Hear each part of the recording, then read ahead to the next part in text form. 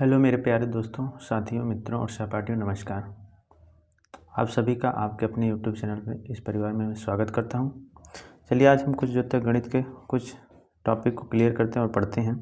आज का हमारा टॉपिक है अपवर्तक, जिसे हम विभाजक कहते हैं, अपवर्त जिसे हम गुणज कहते हैं, समापवर्तक तथा समापवर्त की अवधारणा।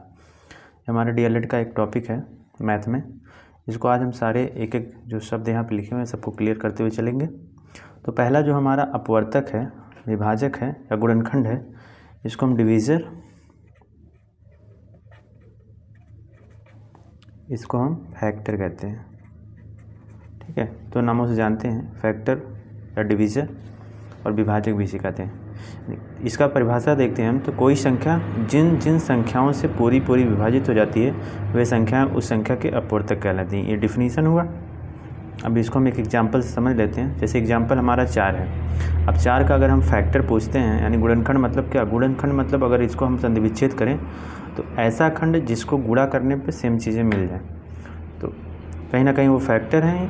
तो हमने देखा कि 4 को कहीं ना कहीं 1, 2 और 4 ही पूरी से विभाजित कर रही होंगी। ऐसे 8 को 1, 2, 4, 8 विभाजित कर रही होंगी। तो यही इसके गुणनखंड है और यही इसके अपवर्तक, जो भी कह लीजिए। क्योंकि देखिए नोट में हमने लिखा हुआ है कि गुणनखंड को ही अपवर्तक भी कहा जाता है। यानी अगर हम 40 मान लीजिए हमारे ये अपवर्त है, इसमें 8 और 5 इसके गुणनखंड है। अब इसमें कुछ नोट्स दिया गया है जो यहाँ से इसी एग्जाम्पल के थ्रू क्लियर हो जाएगा कि एक प्रत्येक संख्या का अपवर्तक है। इससे क्या पता चलता है कि एक दोनों में देखिए आ रहा है, क्योंकि गुणनखंड एक तो सब में एक सबको डिवाइड कर देता है, तो एक प्रत्येक संख्या का अपवर्तक हो गया। प्रत्येक संख्या स्वयं का अपवर्तक होती है। यानी 4 है तो 4 इसमें भी देखिए, इस गुणनखंड में भी है। 8 है तो यहाँ 8 इसके गुणनखंड में भी है। तो यानी ये भी हमारा पॉइंट क्लियर हो गया। 8 संख्या जो है अपवर्तक स्वयं की हो गई। किसी दी हुई संख्या के अपवर्तकों की संख्या सीमित होती है। यहाँ से फिर से हम देखें कि 4 हमारा, जैसे हमने एग्जाम्पल में लिया था, तो 4 का अपवर्तक क्या क्या निकल गया? 1, 2, 4। तो एक लिमिटेड वैल्यू आई, 3 इसकी निकल गया है, 3 अपवर्तक। उसी तरह 8 के 4 अपवर्तक, इससे ज़्यादा तो हो नहीं सकते। तो ये भी हमारा पॉइंट प्रूफ हो गया। इसके बाद किसी संख्या का प्रत्येक अपवर्तक उस संख्या से छोटे या उसके बराबर होता है। तो यहाँ पे हम फिर से देख रहे हैं कि ये 4 जो है इसका अपवर्तक 4 इसके बराबर है और एक उससे छोटा है। यानी ये छोटा हो गया और ये इससे बराबर हो गया। बड़ा तो कोई है नहीं यहाँ पे। हमारा ये पॉइंट, ये पॉइंट, ये पॉइंट, ये पॉइंट क्लियर हो गया। अब हम आपको जो है 2 क्वेश्चन दे रहे हैं, आप इसको कमेंट के माध्यम से बताइएगा। पहला क्वेश्चन हमारा ये है कि 36 के अपवर्तक ज्ञात कीजिए। जैसे हमने 4 का निकाला वैसे आप 36 का निकाल लेंगे। और दूसरा क्वेश्चन हमारा ये है कि निम्नांकित में से 15 किसका अपवर्तक है, बताइए। 15 मतलब क्या? 15 का आप गुणनखंड कर लीजिएगा, 3 × 5 करेंगे आप। तो इसमें आपको चेक ये करना है कि ऐसा कौन सा नंबर है इसमें जो 3 और 5 दोनों से कट रहा होगा। तो आप यहाँ देखोगे 5 से तो तीनों कट जाएंगे। अब जो 3 से कट रहा होगा वही अपवर्तक हो जाएगा। तो आप इसको चेक करके कमेंट में बताइएगा। अगला हमारा टॉपिक आता है अपवर्त, जिसको हम क्या कहते हैं? गुणज या मल्टीपल। तो एक एग्जाम्पल के माध्यम से समझते हैं। जैसे हमने एग्जाम्पल यहाँ पे लिखा है 3 × 6 = 18। तो गुणज मतलब मल्टीपल हो गया। इन दोनों को मल्टीप्लाई करके यही हमारा मल्टीपल आया है। तो यानी ये जो गुणनखंड है और उससे जो दोनों को गुणा किया आपस में, तो हमें गुणज मिला है। तो कहीं ना कहीं अपवर्तक जो होते हैं उनको गुणा करने पे जो मिलता है वही हमारा अपवर्त होता है। अब इसका हम परिभाषा देख लेते हैं। परिभाषा इसलिए भी जानना जरूरी क्योंकि कभी कभी क्या होता है कि आपके डीएलएड में ये भी पूछ लेता है कि अपवर्त किसे कहते हैं, उसको एक एग्जाम्पल के माध्यम से समझाइए।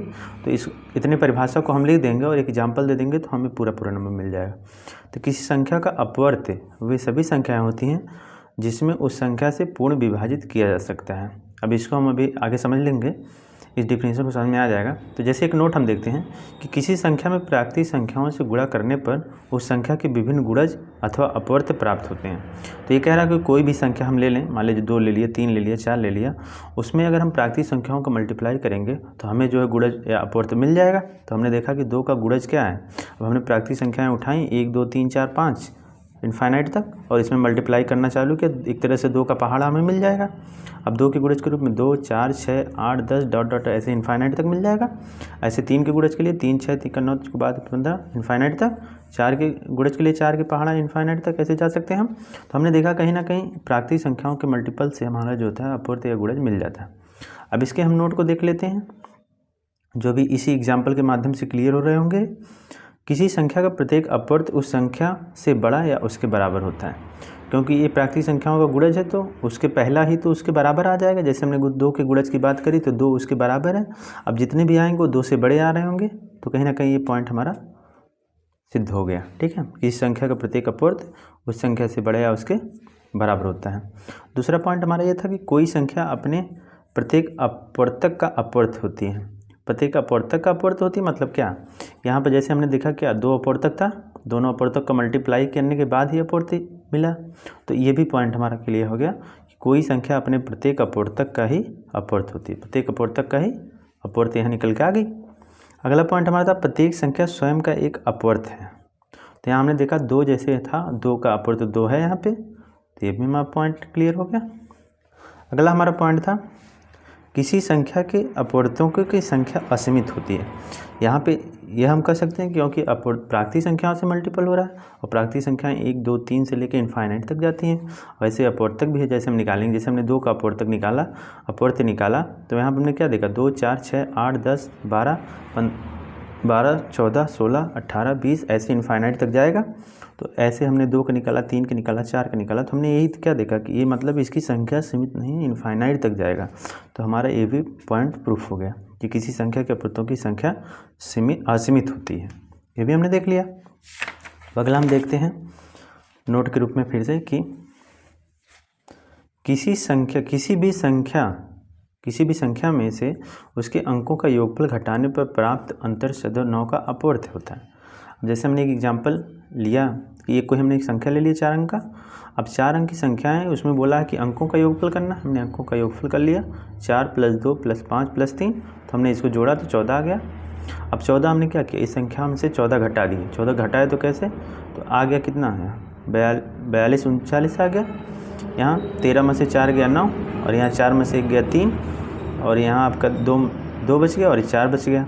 अब हमने ये देखा कि जो ये संख्या आ रही होगी ये कहीं ना कहीं ये जो हमारी 9 का 4 से 71 गुना है। अगर कोई ऐसे नहीं कर पा रहा है तो देख लीजिए कि 9 से कट रहा होगा कि नहीं। तो हमने इसको आपस में जोड़ा, 9 से कट रहे होंगे। 9, 10, 11, 12, 13, 14, 14, 4, 18। 18 हमने जब 9 से भाग देते हैं, विभाज्यता का रूल जब आपने पढ़ा होगा, तो देखते हैं कि ये 9 से हमारा कहीं ना कहीं कट रहा है। तो इससे हमारा ये प्रूफ हो गया किसी भी संख्या को अगर उसके अंकों का किसी भी संख्या में से अगर उसके अंकों का योगफल घटा दें तो प्राप्त अंतर सदैव 9 का अपवर्त होगा। यहाँ पे हमने देख भी लिया कि इसको जब हमने घटाया और देखा, चेक किया तो 9 का अपवर्त निकला। उसी संख्या एक एग्जांपल हम और ले रहे हैं कि हमने मान लिया 5554 दिया हुआ, तो 5554 दिया है। अब इसको हम जोड़ लें आपस में संख्याओं को, तो 5 + 5 + 5 + 4 कर लिया हमने। तो 5, 5, 10, 15, 4, 19 हो गया। अब उस 19 को हम उसमें से घटा दें, 5, 5, 5, 4 - 19। तो यहाँ कितना हो, यहाँ से हम लेंगे तो 14 हो जाएगा। 14 में से 5 गया, 14 में से 9 गया तो 9, 5, 14, 5 हो गया। 4 में से 1 गया तो 3, और ये 5, और ये 5। अब ये अपवर्त होना चाहिए 9 का, तो हमने इसको फिर से जोड़ा, 5, 5, 10, 15 और 3 18। 18 हमने 9 से भाग दिया तो ये भी चला गया, यानी कहीं ना कहीं ये भी संख्या 9 की अपवर्त हो गई। तो ये पॉइंट हमारा जो था, हमने जो पॉइंट लिखा हुआ था, ये हमारा कहीं ना कहीं प्रूफ हो गया कि किसी भी संख्या में से अगर उसके अंकों का योगफल आप घटाएंगे तो अंतर सदैव 9 का अपवर्त होगा, जो हमने 2 एग्जाम्पल के माध्यम से प्रूफ कर लिया। अब अगला आपको हम होमवर्क दे रहे हैं, तीसरा क्वेश्चन हमने 2 पीछे दिया। किसी संख्या जो दिया, संख्या 6 के सभी अपवर्त ज्ञात कीजिए जो 50 से कम हो। क्योंकि वहाँ पे हमने देखा था प्राकृतिक संख्याओं से मल्टीपल करके हम निकाल लेते, तो हम मल्टीपल करके निकाल लेते तो इनफाइनाइट तक बढ़ जा रहे थे, लेकिन हमें सिर्फ इनफाइनाइट तक नहीं। अब जब आप 6 का पहाड़ा पढ़ना चालू करेंगे, जहाँ 50 से कम आएगा वहीं तक रुक जाएंगे, तो उतने फैक्टर्स जो हमारे निकल के आएंगे वो अपवर्त कहलाएंगे। तो आप मल्टीपल जितने निकल के आएंगे 50 के नीचे उसको लिख दीजिएगा यहाँ पे। चलिए अगला पॉइंट देखते हैं। अगला पॉइंट हमें अब समापवर्तक देखना है। हमने अपवर्तक पढ़ लिया, अपवर्त पढ़ लिया, अब समापवर्तक पढ़ना है। तो समापवर्तक का अगर हम संधि विच्छेद करते हैं तो यहाँ हम देखते हैं समान प्लस अपवर्तक से मिलकर बना होगा समापवर्तक। यानी अब एक सारणी के माध्यम से हम समझ लेते हैं। सारणी में हमने 3 संख्याएं ली हैं और उसका ये अपवर्तक लिखा। हमने जैसे 48 लिया 48 को कौन कौन डिवाइड कर सकता है उसके हमने फैक्टर्स लिख लिए। 1 डिवाइड करेगा, 2 करेगा, 3 करेगा, 4 करेगा, 6 करेगा, 8 करेगा, 12 करेगा, 16, 24, 48। वैसे 64 को हम कौन कौन किया उसको लिख लिया हमने। 72 को कौन कौन करेगा उसका फैक्टर्स लिख लिया। अब इन तीनों फैक्टर के लिखने के बाद अब हमने यहाँ पे क्या कहा, समान प्लस अपवर्तक है। अब हम इन संख्याओं को जब देखेंगे तीनों को तो इसमें देखेंगे कौन से ऐसे अपवर्तक होंगे जो समान हो रहे होंगे। तो हमने देखा कि 1 जो है समान है, 2 समान है, 4 भी सम में है और 8 भी सम में है। यहाँ भी 1 है, 2 है, 4 है, 8 है। यहाँ भी 1 है, 2 है, 4 है, 8 है। इतनी संख्याएं समान हो रही होंगी। तो अगर हम समान इस यहाँ पे हम परिभाषा की बात करते हैं तो तीनों संख्याओं में कौन कौन से अपवर्तक समान, हमने चेक कर लिया। वहाँ पे 4 निकल के आ गया। तो हमने देख लिया कि समान अपवर्तक को ही समापवर्तक कहते हैं, जैसा कि मैंने आपको बताया। तो अतः उपरोक्त संख्या में समापवर्तक 1 तो सम में है तो 1 लिख सकते हैं, 2, 4 और 8 हो गए। अब ऐसे हम सेम आपको एक क्वेश्चन दे रहे हैं, इसमें आपको बताना रहेगा कमेंट के माध्यम से। ये आपका चौथा क्वेश्चन हो गया। इसमें 45, 60 और 75 के समापवर्तक आपको बताना है, ठीक है। अगला हमारा टॉपिक आ गया समापवर्त, क्योंकि हम अपवर्त पढ़ चुके हैं। तो इसमें भी ऐसे ही समापवर्तक की तरह है, समान प्लस अपवर्त से मिलकर बन गया होगा। फिर से हम सारे के माध्यम से समझ लेते हैं। हमने एक संख्या ले ली, 3 संख्याएं ले ली, 3, 6 और 9। हमने उसका अपवर्त निकाल लिया प्राकृतिक संख्याओं को मल्टीपल करके। तो ऐसे 3 का आ गया 3, 6, 9, 12, 15, 18, 21 डॉट इनफाइनाइट तक। 6 का हमने लिख लिया 6, 12, 18, 24, 30 डॉट इनफाइनाइट तक। 9 का लिख लिया हमने 9, 18, 27, 36 डॉट इनफाइनाइट तक। अब अपवर्त मतलब इसमें क्या, समापवर्त मतलब कोई कॉमन उठाना होगा जो तीनों में कॉमन हो। तो हमने यहाँ देखा 3, 6 तो यहाँ पे है लेकिन 6 यहाँ पे है, 6 यहाँ पे नहीं है। फिर 9 यहाँ पे है, 9 इन सब में नहीं, यहाँ पे है बस। लेकिन 18 को जब हम उठाएंगे तो 18 वो पहली संख्या हो रही होगी जो तीनों में कॉमन होगी, ठीक है। तो यहाँ पर हमने देखा कि तीनों संख्याओं में कौन से अपवर्त समान है। तो हमने देखा 18 तीनों में समान है, यानी यहाँ का जो समापवर्तक निकल गया है वो 18 हो गया। अर्थात अगर हम इसको परिभाषा के रूप में कहें तो संख्याओं के समान अपवर्तों को उनका समापवर्त कहते हैं, ठीक है। अब इसका हम एक एग्जाम्पल आपको एक क्वेश्चन देते हैं करने के लिए, उसको आप करके लाइए, कमेंट में बताइएगा। क्वेश्चन नंबर ये आपका हो जाएगा 5वां। इसमें आप 6 का, 12 का, 18 का आप ये समापवर्त बताएंगे, ठीक है। समापवर्त बताइए। पहले आप इसका क्या करेंगे, अपवर्त लिखेंगे और वह पहली संख्या सबसे छोटी संख्या निकालना आपको रहेगा जो तीनों में कॉमन होगी। जैसे हमने यहाँ पर तीनों में कॉमन निकाला, सबसे छोटी संख्या निकल के आई कि यही वह संख्या हो रही होगी जो तीनों में कॉमन है। वैसे आप इनमें देखिएगा कौन सी वह संख्या सबसे छोटी होगी जो दोनों तीनों में कॉमन हो रही होगी। आप कमेंट के माध्यम से बताइएगा। तो आज का टॉपिक हम यहीं पे कंप्लीट करते हैं। अगले टॉपिक में हम महत्तम समापवर्तक और लघुत्तम समापवर्त यानी जिसको HCF LCM कह रहे हैं वो पढ़ रहे होंगे। ये टॉपिक हमें आशा है आपका क्लियर हो गया होगा। तो आज के लिए बस इतना ही, धन्यवाद।